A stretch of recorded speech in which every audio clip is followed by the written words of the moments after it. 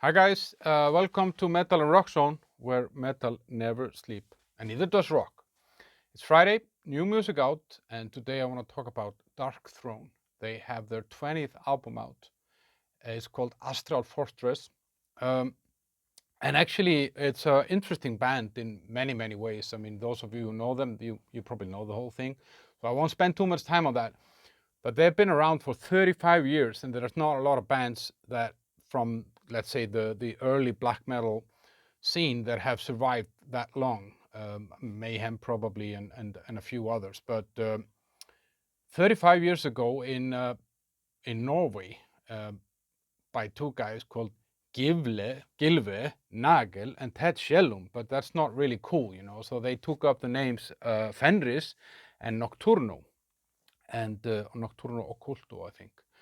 And yeah, they're kind of early black metal wave. And with this band, you know, if you look at the logo, for example, this is one of those logos where I always felt like somebody just threw up on a paper. I could never read what's stand on this logo, and that was very much kind of telling for the times back then. It was really like a subculture somehow in every sense of that. And I couldn't read it even when I had good eyesight, which I don't have now.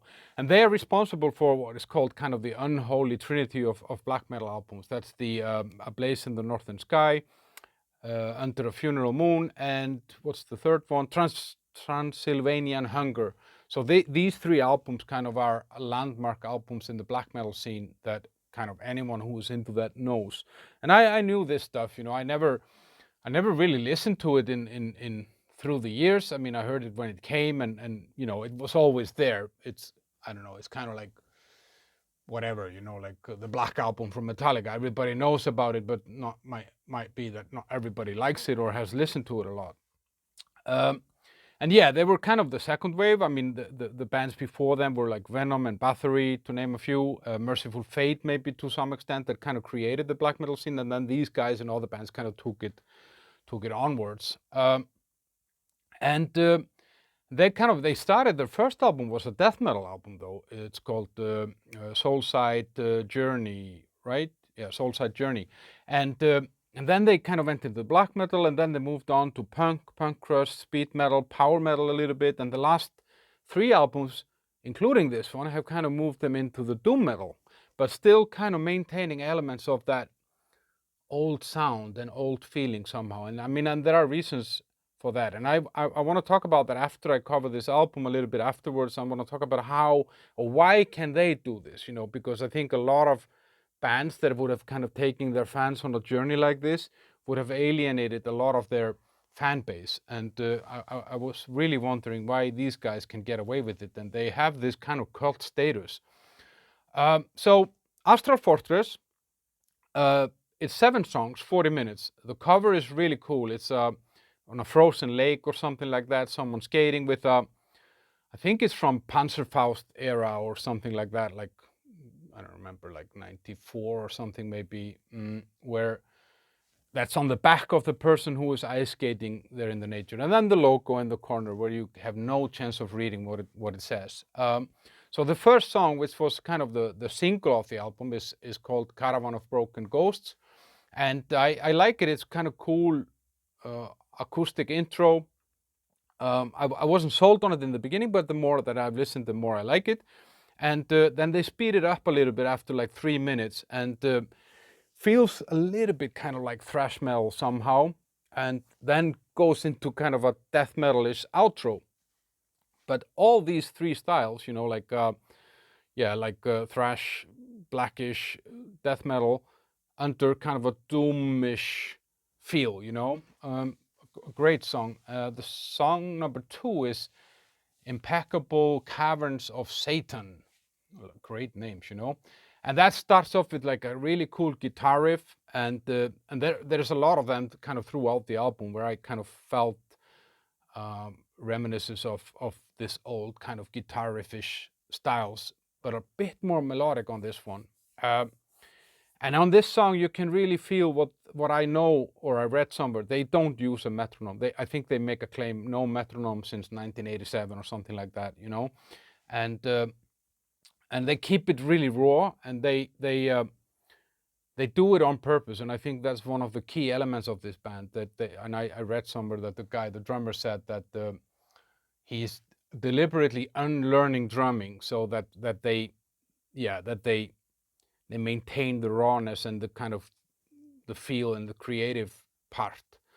Um, and you can really hear that on this album, that even though it's better sounding than some of their previous stuff, they still obviously are using analog stuff, and there is no overproduction here, that's for sure. That's a good song number 2. The third one, I'm gonna have to read that, guys. It's a weird stalagmite necklace. So I was curious, so what is stalagmite? And I had a feeling that it would be a mineral, because usually minerals help with some Te or something. And it's drop stones. It's the ones that, when there's water leaking from the ceiling of a cave, then, you get these drop stones from the floor. So somebody has a necklace made of drop stones. That has synths and a very kind of majestic intro, and comes into the song like that. And then from third minute, there is an outro riff that is really, really cool, and reminded me a little bit of kind of Black Sabbath, Tony Iommi, and Metallica, kind of Ride the Lightning. I know it's probably blasphemy to say Metallica when you're talking about Darkthrone, but it's still, this is the feeling that I got. And then song number 4, The Sea Beneath the Seas of the Sea.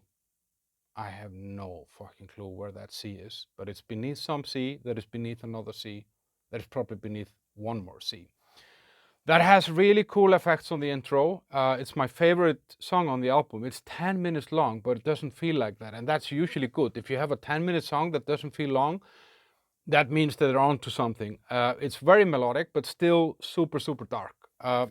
And yeah, it again made me think about it, that I read somewhere that they said that 0.1% of our fans get the album that we come out with, because, obviously when you have a band like this that has been going on for such a long time, you kind of want to try and relate their new material to some of their old one. And I don't think that people, when they hear this song, they will necessarily feel relevant to something old or older with them. And so each time, these guys seem to change directions kind of gradually, but still like every kind of 3 albums or something like that.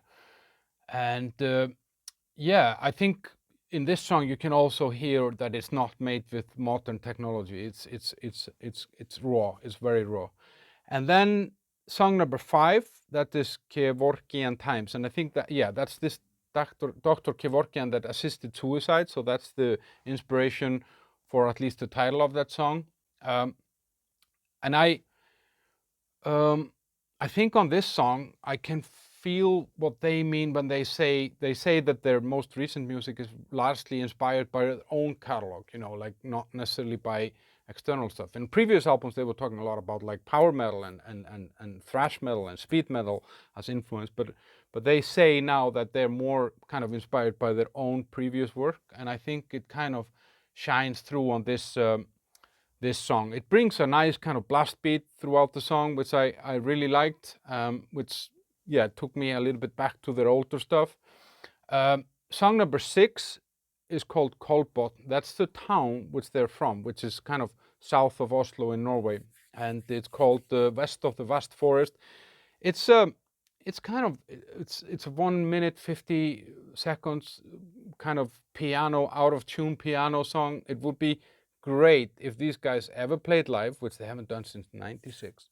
This would be the intro song to that gig. That would be really, really cool. Or it belongs in a movie or something. It's a cool thing, but it's not really like a, yeah, it's not really like a song in a way. I mean, it is a song obviously, but I don't know. It's just that like piano thingy. And then that leads into a song called Eon 2, which is a really, really cool kind of thrash metal intro riff, and has elements of power metal as well, and then drops somehow into What to Expect after like 1.5 minutes, and then kicks back into the thrashy style. So they kind of go like thrash, power metal, black metal, thrash metal, and they do it in a really, really cool way. So that's the last song, and I felt like this is too short. I want more of this, and that's a really, really good sign. I felt like, you know, I wanted to hear 3, 4 more songs, but I see that, on some of their albums that, yeah, they do 6 songs or whatever. So they just seem to do whatever the fuck they want, and I want to talk about that. Why can they do that? Why can they move from, death to black to punk crust to doom to gothic, to speed metal to power metal? And the only thing that I feel with this band, this kind of gives them away, is obviously the singing is very distinguished, but it has changed. It's the guitar sound. Somehow, I think I would always recognize Darkthrone on the guitar sound, and so that's the kind of where I felt is the only consistent thing throughout the catalog of this band. And in the recent days now, because I knew that this was coming and I would be talking to you, I deliberately went back and listened to kind of bits and pieces from everything and then full albums of some of it.